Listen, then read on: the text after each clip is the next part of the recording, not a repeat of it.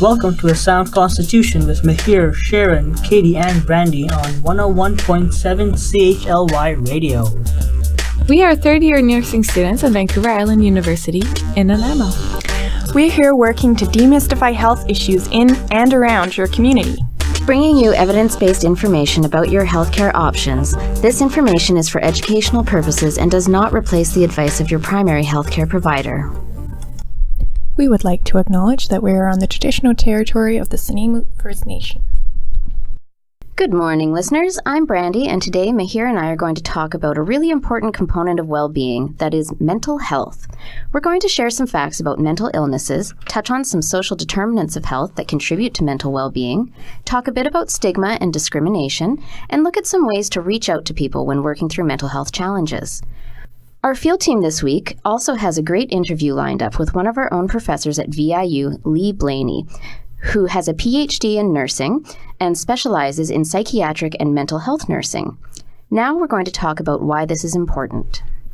So, I want to touch on some facts about mental illness in general. The following information was taken from the Canadian Centre for Addiction and Mental Health.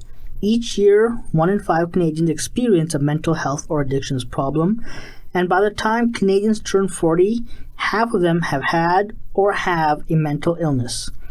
So, who's affected by mental health? 70% of mental health challenges start during childhood or adolescence, and young adults aged 15 to 24 are at the highest risk to suffer from mental illness or substance use disorders.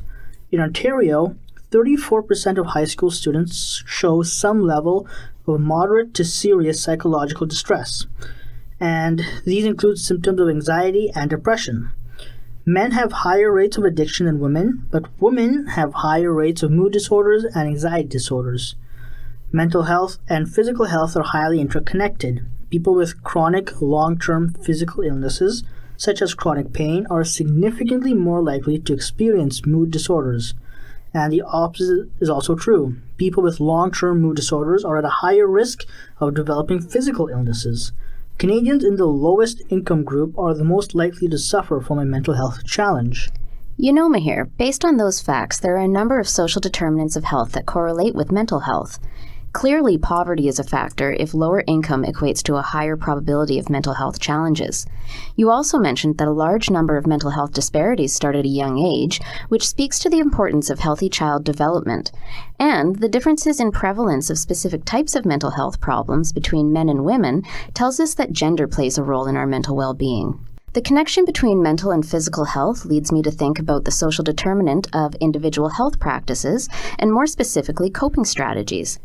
I think this is important to touch on because oftentimes we don't make the connection between our mental and physical health when really we need to consider, take for example with chronic pain, how physical limitations can affect our mood or level of happiness. So while we take measures to manage physical pain, we need to think about how we can mitigate the psychological impacts as well. Very well said, Brandy. Those are great points. You touched on how chronic pain can impact mood. While many psychiatric illnesses are chronic and long-term, mental health challenges also play a large role in morbidity and mortality. Those are death and likelihood of dying, which is not so chronic and quite short-term. Mental illness is the leading cause of disability in Canada and can cut 10 to 20 years from a person's life expectancy. Over 4,000 Canadians die to suicide each year. That works out to about 11 suicides a day. And 2% of adults and 15% of high school students have seriously contemplated suicide in the last year. 75% of suicides involve men, but women attempt suicide 3 to 4 times more often than men do.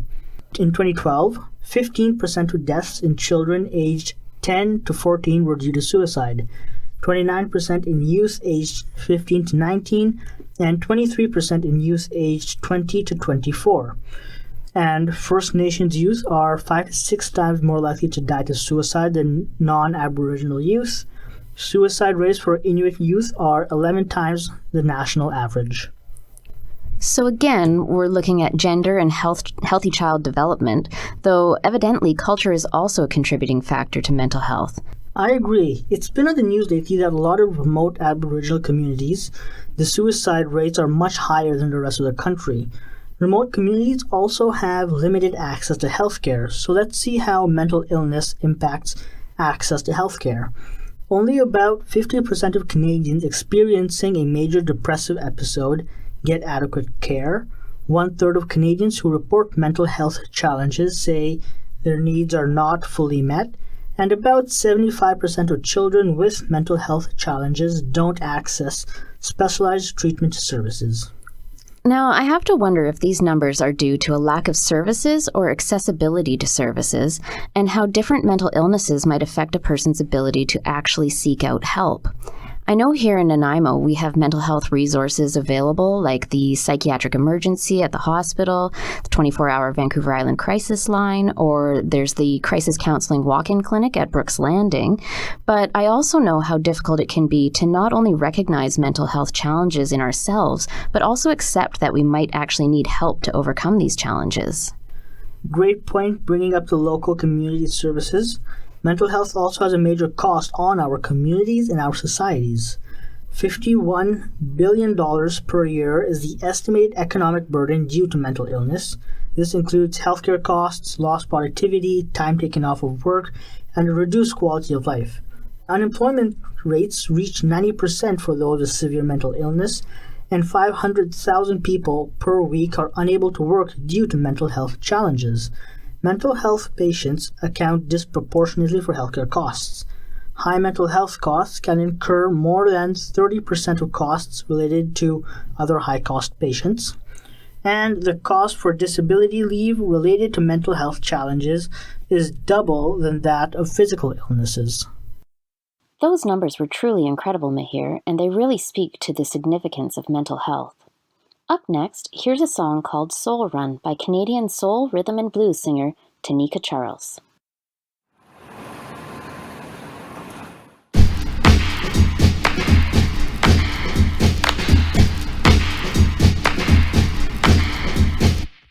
Once lived my life on the prairies, not by choice. He told me we gon' get married. I was low, left behind kitchen notes. Got a woman feeling back and weary. Cooking that crab meat, drinking the bath. Blew in a trailer full of the black. Flies on the window, feels like that. Kinda changed my running. Yeah. I'm on the road again. I can never go back, never back. I'm on the road again. I can never go back, never back. I'm on the road again. I can never go back, never back. No more, no more. Said, baby, you're a cold one, but I had to leave that town. Take it to the road, run. So run, so run. Run, run, run, run, run. So run, so run. Run, run, run, run, run, run, run. Ooh, I make a mess every place I go. Hey, hey, why should here be different? Hey, I'm so fly, I got so get in so much trouble. Got a bunch of brothers fighting over me. One on my bracelet, one on my mind. Both getting anxious. Alright. I got my kicks and I said goodbye to both. Time to change my running. Yeah, yeah, yeah, yeah, yeah. I'm on the road again. I can never go back, never back. I'm on the road again. I can never go back, never back. I'm on the road again. I can never go back, never back, never, never. Yeah. Said, baby, you're a cold one, but I was having too much fun to care. Take it to the road, hon. So run, so run. Run, run, run, run. So run, so run. Run, run, run, run, run. Ooh.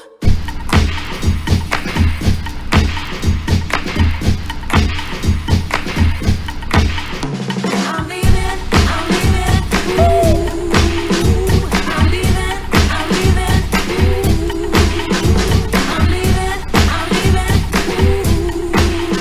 Said I'm leaving.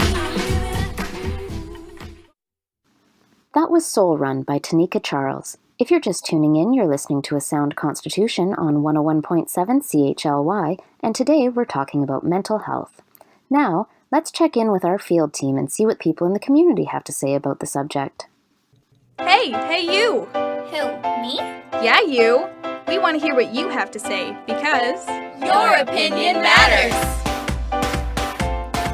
What do you think about when you hear the phrase mental health?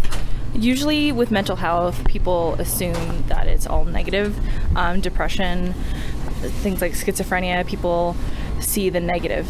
People laying in bed, unable to function, often very sad. There's no real positive or good outview on mental health.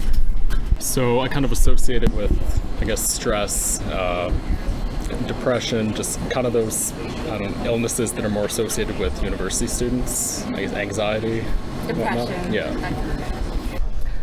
I think that mental health is a kind of a status of the illness of the mind problems. I think so, and I think that as the definition of who, for me, it's a kind of standard of the health problem. So mental health is kind of problem that shows that the low status of one person about normal health. I think so. It's my opinion. I think mental health is a big problem for persons.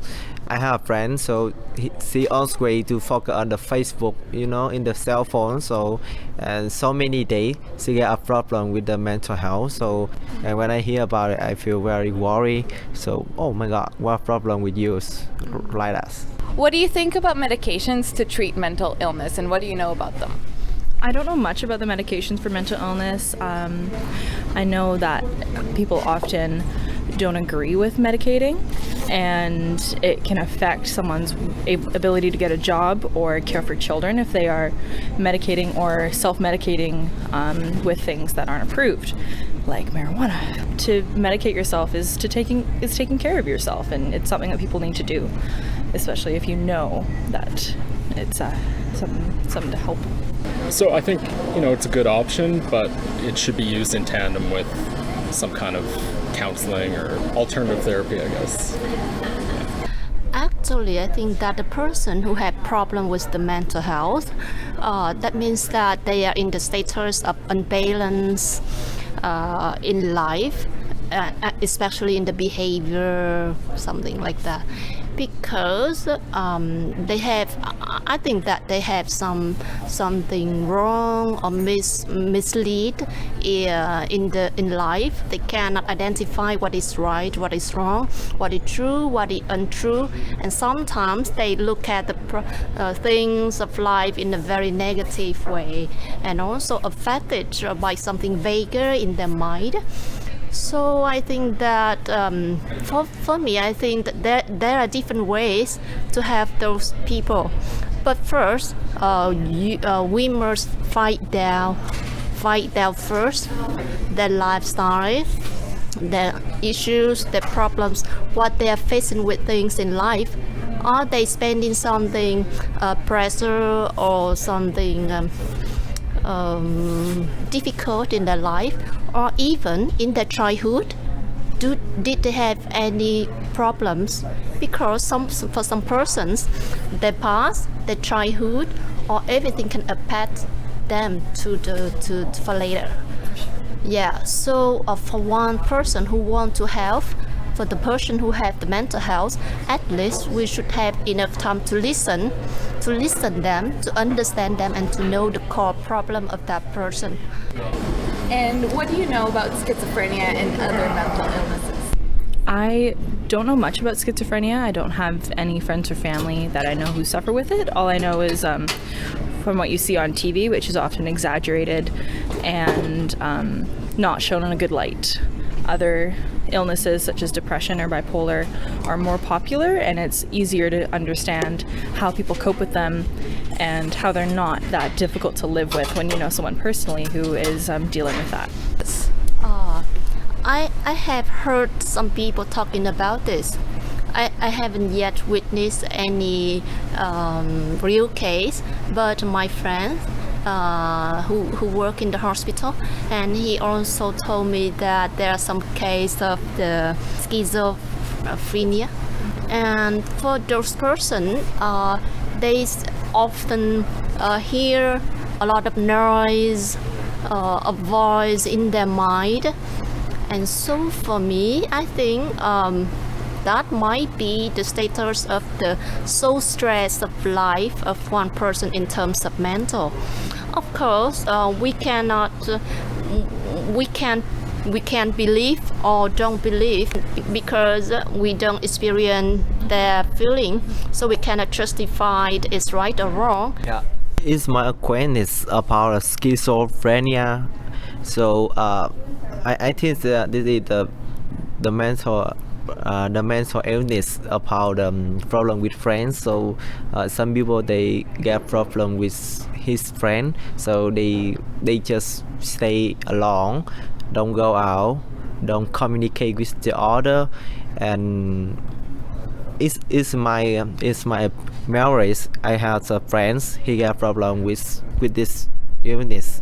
He just stay alone in his home, and so, when some people talk about him, he angry and he beat himself. I it's so terrible. I say that, so, oh my gosh, what problem with you?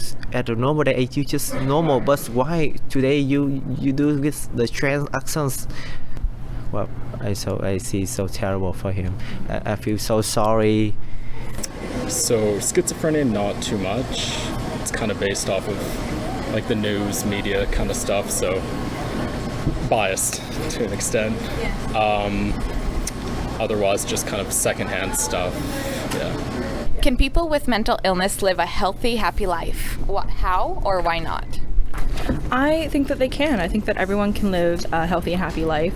Someone suffering with depression might find a different way and a different level of happy. I know that there are people here attending the school. There's people all over the community, friends and family, who have mental illness, and they know how to make their own happiness and live their life with it. I think for sure, if given the right resources and support, it's something that people can overcome. But I mean, without being provided with that, it's definitely be difficult.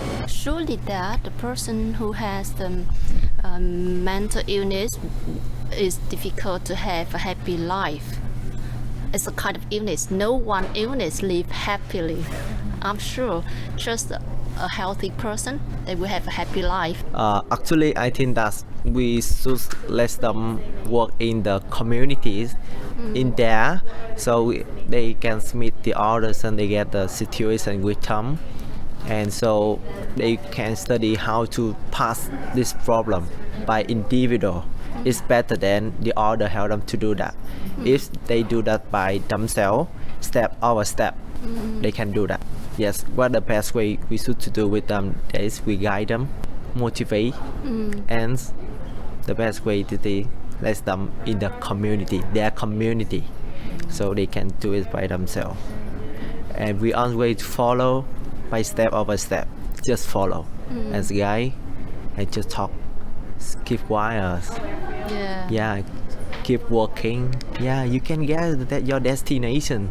Just that all is enough. Because if we do so much for them, it's not value.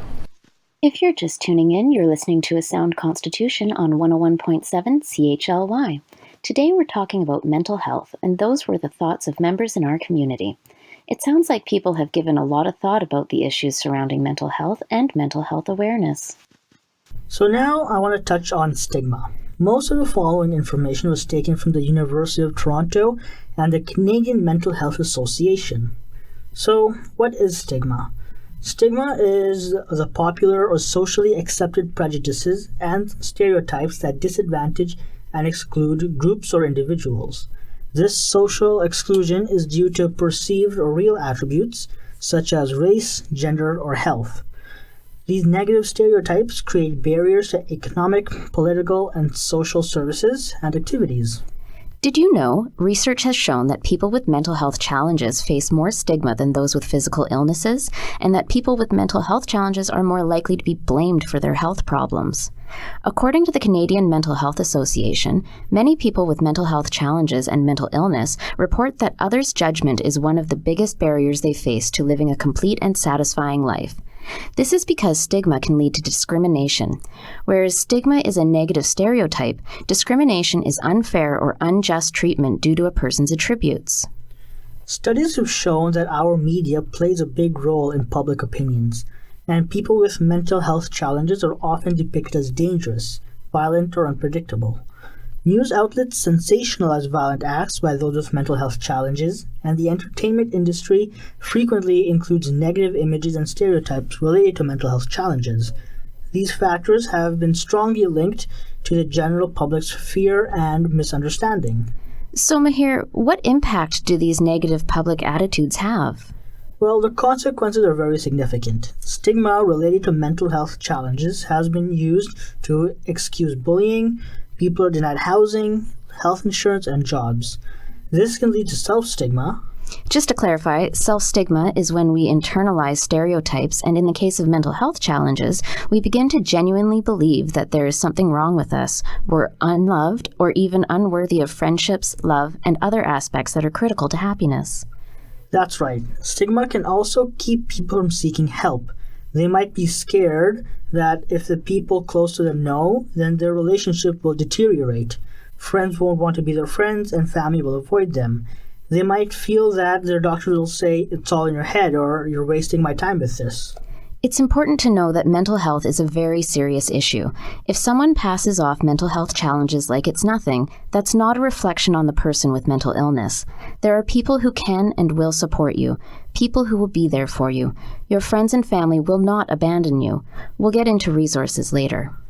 So you might be wondering what we can do to stop stigma and discrimination. To recognize stigma and discrimination, ask yourself the following questions, taken directly from the Canadian Mental Health Association. Does what you're seeing or hearing stereotype people with mental health conditions, that is, assumes they're all alike rather than individuals?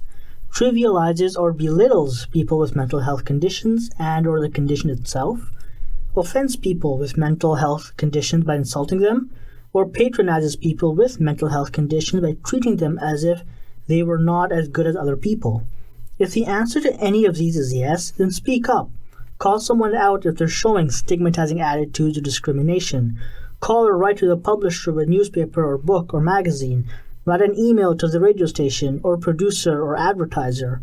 The most important thing to start with is yourself. Think about how you're phrasing things before you speak, and be sensitive and respectful. So speaking of being sensitive and respectful, I want to touch on why language matters. According to Time to Change, a British movement and organization, people are more than their illness. This applies to physical and mental illnesses. Avoid the ending ick. People are not diabetics, addicts, or schizophrenics. They are people living with diabetes and people who suffer from addiction or schizophrenia. The ick ending labels a person as just that. The word ending in ick then defines that person when it should not. For a person with diabetes, they are more than just their diabetes. Totally. They're a person with feelings and emotions, with a soul and a body, and maybe a malfunctioning pancreas. They're more than their condition. As well, avoid calling people with mental illness psychos or schizos or lunatics or anything along those lines. They are people who suffer from mental illness, but their illness does not define them. If you're just tuning in, you're listening to a Sound Constitution on 101.7 CHLY, and today we're discussing mental health. So if you suffer from a mental health challenge, how do you bring it up with someone close to you? So talking about mental illness isn't easy, and in this section I'm going to touch on how to tell someone close to you if you do suffer from a mental illness. It can be a very challenging and uncomfortable conversation to have.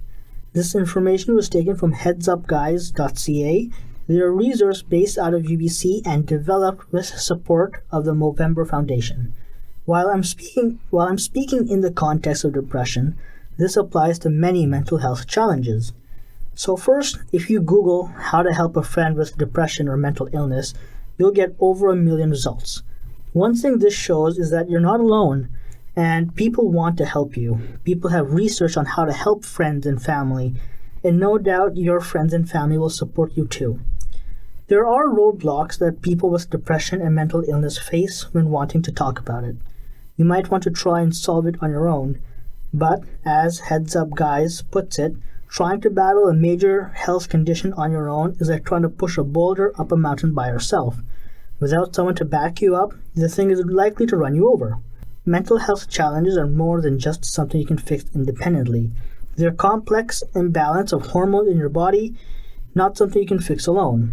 Probably not something a friend or family member can fix either, but they can be the first step in seeking help. That's for sure. Friends and family can also help take the burden off your chest, knowing that someone is there to support you and stand by your side. That they will not think of you as weak, crazy, or attention-seeking. They genuinely want to help. Another thought you may have is that you don't want to be a burden. Helping people makes everyone feel good. If your friend or family was suffering from mental illness, would you not want to help them and want them to tell you? Would you not want to help them in the same way they would help you?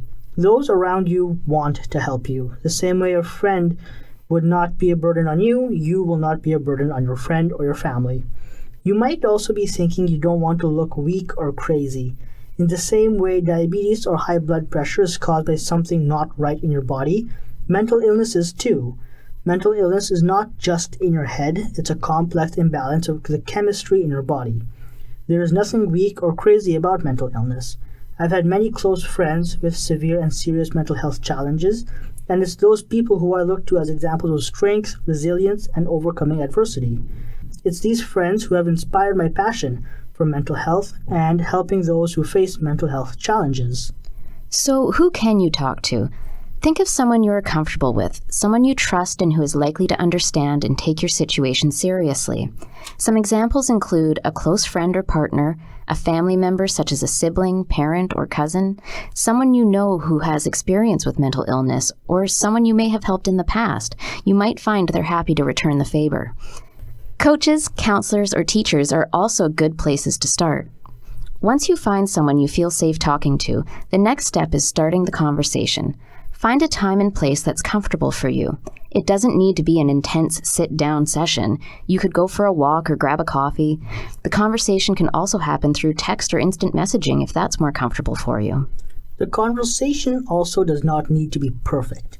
You can make it as direct or indirect as you like. You can start off with, I'm going through a tough time and dealing with depression, or I've been too stressed lately and could use a hand. There's no right or wrong way. It all depends on what's comfortable with you. Absolutely, and be ready for varying responses. Most people respond with respect, but people don't always know how to respond in a helpful way. Keep an open mind to the different responses you hear, and don't be deterred if you don't find what you're looking for right away. Many people mean good, even though they might not always say the right things. Also know that not everyone will understand your troubles, and that's okay. Not everyone knows what depression is or how to help someone with it. So don't take it personally and just keep trying. Just because one person can't help you doesn't mean others can't. It's important to remember that at the end of the day, you are in control of your own health. People can support you along the way, but ultimately you are responsible for your own health and well-being.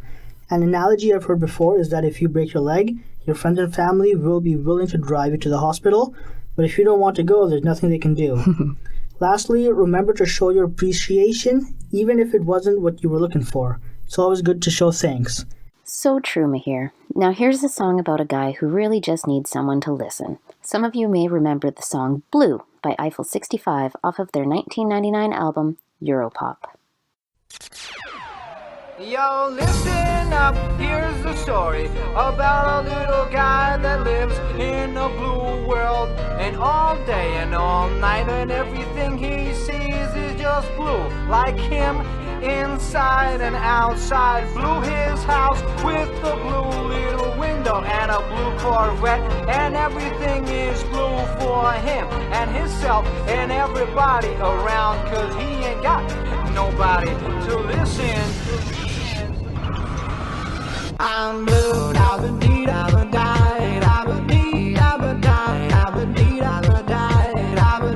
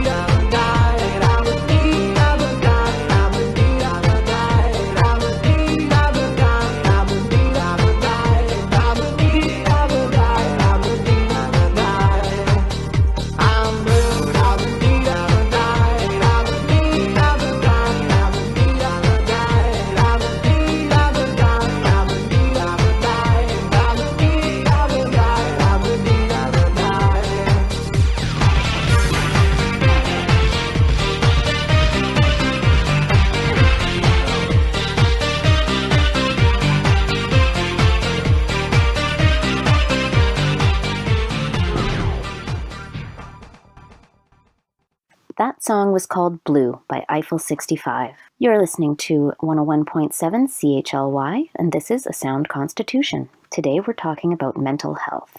And now off to our field team with their interview with Lee Blaney.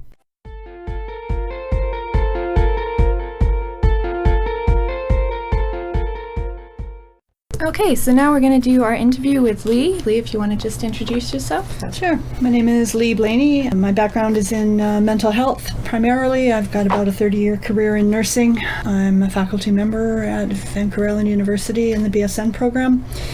I teach a health and healing course with a context of mental health, and I have students in practice in acute inpatient psychiatry at the hospital. Much of my background, as I said, is in mental health. I have spent time in surgery, medical, OB, GYN, that sort of stuff, but I keep getting drawn back to mental health. I have done a master's in leadership and a focus on mental health and critical incident stress in firefighters, and just finished a PhD on resilience in volunteer firefighters. So mental health is a big part of my life and my world. Wonderful. Okay, so we're going to move into the questions here. So we're aware that there is stigmatization related to mental health issues. Can you share what this kind of stigmatization is? Well, I think one of the best places to go for more information on this is the website of the Mental Health Commission of Canada. They have a huge information source, the resource base on stigma and discrimination. Stigma being the attitude that people have, and discrimination being the behavior that results as a result of that philosophy or that stigma. We know that 1 in 5 Canadians will experience a mental illness or a mental health problem each year. That's a pretty significant population, about 7 million Canadians. And we know that many of them will not receive treatment because of fear of stigma associated with that. It is a major barrier to seeking treatment, to even seeking a diagnosis. For whatever reason, coming from a mental health background, I don't see why there's a stigma, but there is a huge stigma associated with invisible illnesses and brain disorders. Okay, so are there differences regarding stigmatization between men and women? For men and women being the target of stigma, no. There's certainly differences in how society views mental illness overall, and that's where the stigma, it doesn't matter if you're male, female, if you're First Nations, if you are white, if you are from any ethnic background, any socioeconomic class, if you have a diagnosis of a mental illness, you will experience stigma in our society. So what can we do as nurses and as the public to destigmatize mental health? I think one of the first things, and again this is further explored on the website of the Mental Health Commission of Canada, but one of their big initiatives is education and awareness. We know that mental illness starts at a very young age, and people try to cope as best they can by hiding their symptoms. So one of the main initiatives over the last few years has been educating grade 6 students to sort of normalize mental illness, put in the same context as most physical illnesses. Just as we do inoculations for measles, mumps, and whooping cough, we talk about measles, mumps, and whooping cough. They're now starting to talk about mental illness, schizophrenia, anxiety disorders, depression in the school system. The other group that is well known to discriminate against people with mental illness are healthcare providers. So there is an education anti-stigma campaign targeted towards all mental health professionals within Canada. There's a new online anti-stigma course, really easy to take, really informative, but primarily the main start point for anti-stigma is education and awareness. Okay. What are some treatments for different mental illnesses, and what are some holistic approaches versus medical approaches? Yeah, so most mental illnesses are a combination of chemical disorders and functional changes in the brain or structural changes in the brain. So the first thing we try and do to stabilize symptoms is some medication, and from there we look at what are some of the trigger factors for exacerbations of mental illness. Is it socioeconomic, or is it part of the social determinants of health? Are those the triggers? People can't afford medication, they can't afford to get to their doctor or their healthcare provider. Are there other barriers to them actually seeking treatment or obtaining treatment? And then some of the holistic approaches are things like cognitive behavioral therapy, so helping people recognize what are the triggers to becoming ill. Is it seasonal? Are alcohol and drugs a trigger? Are certain relationships a trigger? Are there things that will cause people's illness to exacerbate? Just like things like autoimmune autoimmune diseases. We look at what are triggers for lupus and what are triggers for exacerbations of lupus, exacerbations of acne, of all things. Like, what are some things that we can do to help people recognize those triggers, and then build in some coping strategies, a wide variety of coping strategies. So helping people change their thinking, first off, think about the symptoms and what might cause them, what might trigger them, and then what are some things that will work to decrease those symptoms. And that ultimately then looks at changes in behavior. So how can we behave differently when we're experiencing an exacerbation? Okay.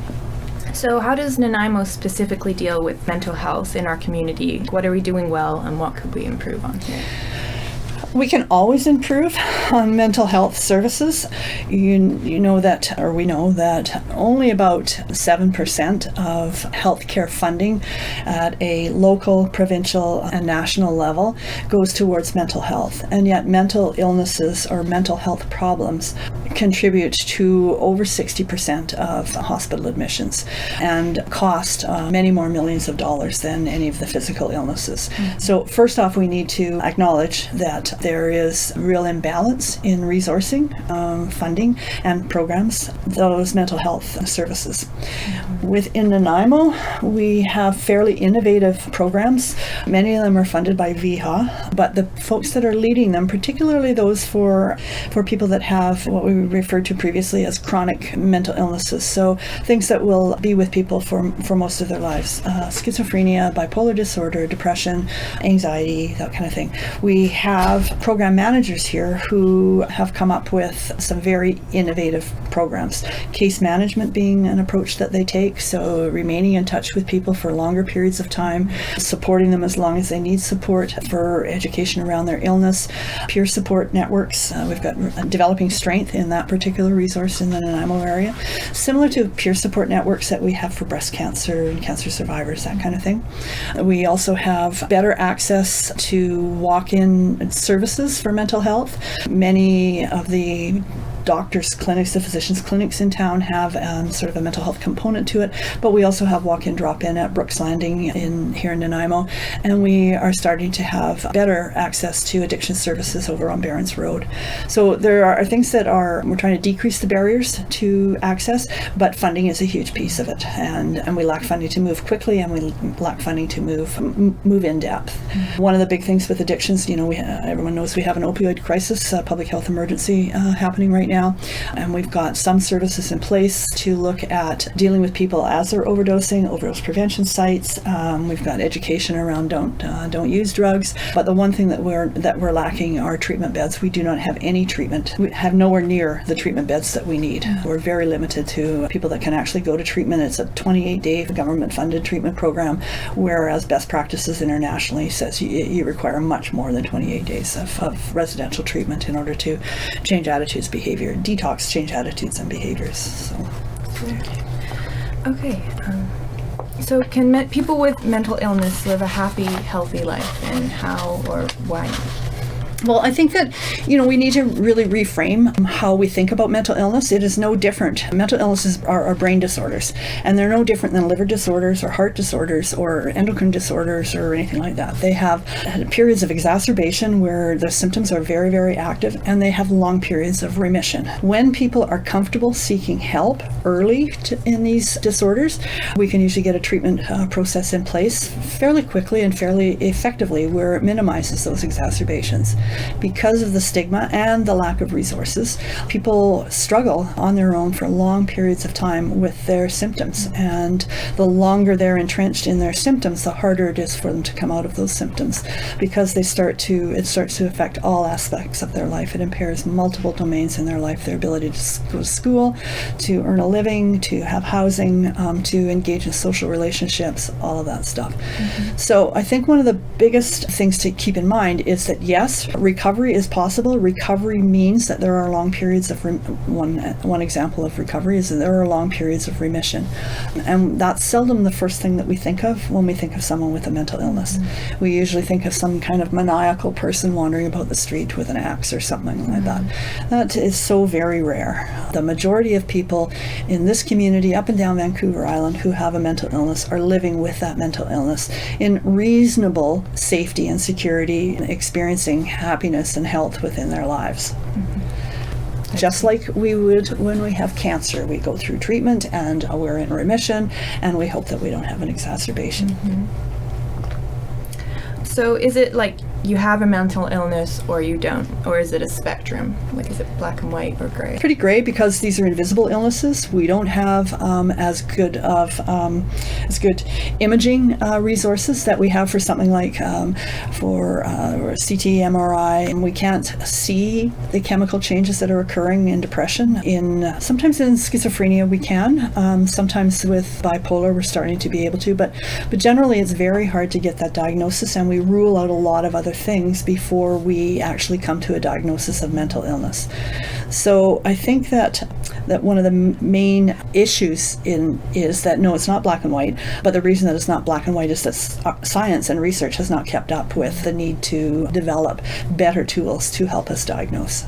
Okay. So like once people are diagnosed, what can that label do to a person who has a mental illness? That goes back to the original question around stigma. People will not admit to a diagnosis of a mental illness because of very flagrant discriminatory practices against them. It is assumed that they are raving lunatics, and that they will be raving lunatics for all of their lives, and that is just not true. People have, as I said, exacerbations of illness, whether it be anxiety, whether it be a spectrum of anxiety disorders or depressive disorders or thought disorders like schizophrenia. People come in and out of that, and the labeling piece at this point in Western society is devastating for many people. So we tend to provide a diagnosis because certainly in the States you have to have a diagnosis in order to get funding for treatment. Here in Canada they like you to have a diagnosis, but we have a much more open system for treatment, and we look more at the behavioral presentations, thinking presentations, symptom presentation, I suppose. But it can be pretty devastating. And we talk very easily about cancer as people with cancer as being in a battle for their lives and being very heroic and brave and actually moving forward in treatment and being in remission. But the words that we use when we're talking about and thinking about people with a mental illness are often those that are produced and perpetuated by us, but in social and popular media. So when we talk about people as lunatics, we talk about them as psycho, we talk about them as addicts, we talk about them by their diagnosis as opposed to being people with a disorder. And that continues to add to the stigma and discrimination. If you're just tuning in, you're listening to A Sound Constitution on 101.7 CHLY. This is an interview about mental health between our field team and Lee Blaney, a registered nurse who specializes in mental health. What can you do if you see someone experiencing mental health illness, like in your community or in your personal life? What would you do if you saw somebody experiencing cancer? I don't know how to answer that question because I don't know how you would ever, other than assume that someone who's acting bizarrely might have a mental illness. If the person is at risk to themselves, whether they have cancer that's metastasized to their brain that's causing them to act bizarrely, or whether they have something like schizophrenia, then if they're a risk to themselves, then we call 911. Otherwise, I generally just approach people who are looking like they're in distress and say, how can I help you? Yeah. So if you do have a close family member or a friend who is struggling with a mental health illness, are there certain ways you can help get them through, or support or resources that we can go to? Generally, dealing with any illness, again, I'll use cancer as the corollary here, that we tend not to deal with cancer on our own. We have a medical team, we have psychosocial supports that are built in place, we have family and friends that become educated about disease and treatment.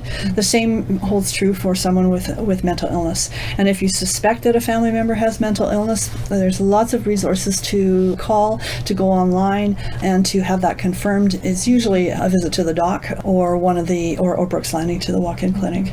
There are some excellent resources online right now that younger people are using more and more, of course. Anxiety BC has a great website. They have multiple resources that explain anxiety, lots and lots of resources for how to self-manage anxiety, and then a list of resources of who to go to if you need further information or perhaps perhaps further treatment. And the same with people with schizophrenia or even bipolar disorder. Fraser Health has a fabulous site that is open to the public. You just type in Fraser Health mental health and lots of resources pop up. Again, some ways of dealing with hearing voices or beliefs, dealing with beliefs that other people don't share, how to access help in the Lower Mainland, Vancouver Island, for someone who may be experiencing hallucinations or delusions. But building a network, gaining some information and building a network are sort of the first steps to helping someone with a mental illness, same as with cancer. Okay. So you mentioned some resources there. Are there any others that maybe we didn't talk about so far? Certainly, if people are concerned at any time, the go-to resource 24/7 is the crisis line. We have that. It's a 188 number, and it is available, as I said, 24/7. You can call from anywhere in British Columbia, anywhere in Canada, but we'll stick with British Columbia. And you've got trained volunteers that are able to talk through and help identify what the immediate issue is, and then align you with some resources for usually the next business day, because oftentimes these calls come in at night. So what are the most available resources in the next day? So the crisis line, depending on the specific issues or diagnosis, perhaps the BC Schizophrenia Society has resources. The Mood Disorders Association of British Columbia and or Canada have really good resources. All of these have websites and local contact information on those, and also, as I said earlier, some self-help ideas on there as well. Family doctor certainly is a big resource. The mental health clinics, so Brooks Landing in Nanaimo, most of the larger communities, Victoria certainly, Vancouver, even Duncan, have a walk-in, drop-in capacity, Port Alberni as well, for people in emotional distress. So those are usually Monday to Friday, usually 8:30 to 4:30, or a little bit later in Nanaimo. Certainly Brooks Landing goes till 7 o'clock, but it is just quite simply a walk-in clinic for those that have any type of emotional distress. So you wanted to talk about resilience, so what are your thoughts on that? I think that resilience is an underestimated concept. It is sort of a sideline to many conversations about mental health, mental illness, and yet we know that resilience is the most common outcome after a trauma. The study of resilience first started way back in the 70s with the children of people with a major mental illness. These children were in families that were extremely deprived financially, emotionally. There just was not a lot of support for these kids because a parent or both parents were experiencing, again in the 70s, almost ongoing exacerbations of their mental illness and very little stability in their mental health. And so these kids were really struggling to get to school, to get through their day, there was no support at home. They were making their own meals for themselves and their siblings. So it was assumed that these kids would end up very disadvantaged themselves. They would grow up to be disadvantaged, they would grow up to have a mental illness, and that they would have no coping strategies. And surprisingly, they found that most of these kids actually ended up, if not becoming the rocket scientists that we valued at the time, at least being able to go on to live fulfilling and functional lives. And so they started to look at not so much the mental illness piece and the disadvantages that these kids had, but what were the qualities that they brought through their lives that allowed them to go on and be functional and happy individuals. And that's where sort of our study of resilience first started. And we still do a lot of work around resilience in mental health. People live with chronic mental illnesses, but the majority of the time when these are well treated, they are quite functional individuals, happy individuals, and the reasons for that are because of their strengths and their resilience within themselves. Resilience can be a personality trait, but it can also be developed and enhanced by things like relationships for children anyways, functional role models like teachers, parents, other family members, relationships with other kids, being able to connect with other children. Resilience can also be enhanced by developing personal resources. So things like exercise, getting out there and getting oxygen through your system helps to clear your head, eating properly, engaging in things like yoga and meditation and self-reflection. Other ways to enhance resilience are through meaning making or reflection. And as nursing students, we're constantly asking our students to reflect on their practice and reflect on their experiences. And that's not just something that we've pulled out of the air to be a make-work project for a bunch of students. It really, reflection and self-reflection and reflection on practice are ways of developing or improving our nursing practice, but in self-improvement as well, developing strengths within ourselves. What are some of the gaps and how do I fill those gaps? Other things that we know help with resilience are education or information. And again, that goes right back to our beginning question around stigma. One of the foundational ways of decreasing stigma is through education and awareness. For building resilience, it's getting to know as much as you can about whatever diagnosis you have, but also how are other people coping with this? How are other people living with this diagnosis? Whether it's cancer or a mental illness, and the value of peer support is huge. Develops relationships, helps to make meaning, but also helps to educate. So those are just some of the aspects of resilience that we're starting to incorporate into mental health care and certainly into nursing education as well. Would you say that developing resilience is kind of the target of some of the non-medicinal treatments for mental illness? Well, I would challenge that, and I do challenge it regularly, and people do look at me like I'm a two-headed idiot, but I would say that when you wake up breathing every morning, you are resilient. You're not resilient when you're dead, but otherwise there's aspects of resilience in every single person in our world. Kids in conflict zones, adults in conflict zones, people just keep getting up day after day, surviving and thriving in many ways, being happy despite the unexpected events that unexpected and life-threatening events that may be happening to them. It's the same with anybody with a disease. Yes, they might have this disease, but they also have strengths and capacities. So that's where the more holistic interventions would come in, is to really overtly talk about and develop those strengths and capacities. So if you could tell the people of Nanaimo one important salient point related to mental health, what would it be? Lose your biases and look at mental illness and mental health overall as a combination of brain and body function, and there's nothing to be afraid of. There's lots to learn about it, and that it's people first as opposed to a disease. Great. Well, thank you so much for talking to us. And, thank you very much for the opportunity. Thanks, I appreciate it.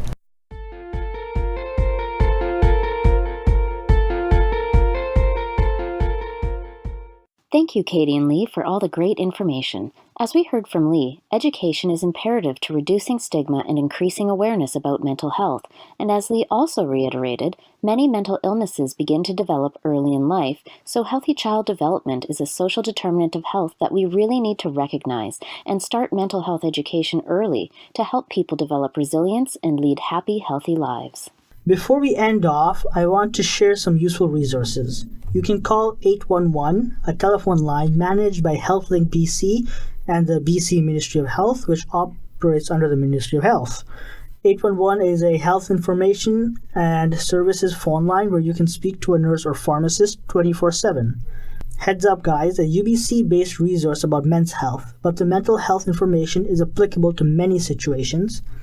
911. Attempted suicide is considered a medical and life-threatening injury and emergency. If you are seriously contemplating suicide or feel as if you are going to attempt it, please call 911. Vancouver Island Crisis Society has 24/7 crisis line, which you can call, and they also have an online chat and text-based service. Here to Help and HealthLink BC are resources run by the provincial government for information related to mental health. Thanks for listening to this week's show of A Sound Constitution on 101.7 CHLY. If you have any questions or comments about anything we talked about today, feel free to comment on our social media or send us a message through Facebook or Instagram. You can also email us at asoundconstitutionatchly@gmail.com. We hope you enjoyed today's show, and as always, if there's anything you'd like to hear us talk about, let us know through email or Facebook. Thanks for listening to Sound Constitution on 101.7 CHLY. Look for us on Facebook and Instagram. Or check us out on YouTube for previous shows. Tune in next Thursday from 10 to 11 for more from A Sound Constitution. Bye for now.